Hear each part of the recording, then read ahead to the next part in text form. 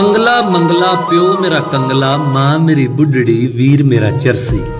ਘਰ ਵਿੱਚ ਭੁੱਖੇ ਮੈਨੂੰ ਡਾਢਾ ਦੁੱਖ ਏ, ਘਰ ਵੀ ਕਿਰਾਏ ਦਾ ਉੱਤੋਂ ਹਮਸਾਏ ਦਾ।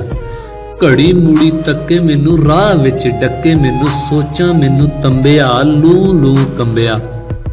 ਚਿੱਟੇ ਹੋਏ ਵਾਲ ਸਾਰੇ, ਲੰਘ ਗਏ ਸਾਲ ਸਾਰੇ, ਹੱਸਣੇ ਤੇ ਖੇਡਣੇ ਦੇ, ਗੁੱਤ ਨੂੰ ਲਵੇਟਣੇ ਦੇ, ਗਿੱਧਾ ਵੀ ਤੇ ਪਾਇਆ ਨਹੀਂ, ਮਨ ਪਰਚਾਇਆ ਨਹੀਂ। ਗੁੱਡੀਆਂ ਪਟੋਲੇ ਸਾਰੇ, ਰਹਿਣ ਅੱਖੋਂ ਓਲੇ ਸਾਰੇ।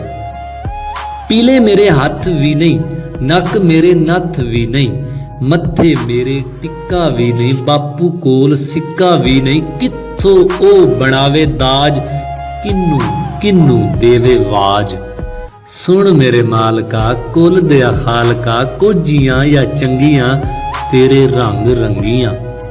ਦੁੱਖਾਂ ਦੀ ਸਤਾਈਆਂ ਤੇਰੇ ਦਰ ਆਈਆਂ, ਦੁਖੜੇ ਸੁਣਾਣ ਮੈਂ ਕਿੱਦੀਆਂ ਨਨਾਣ ਮੈਂ।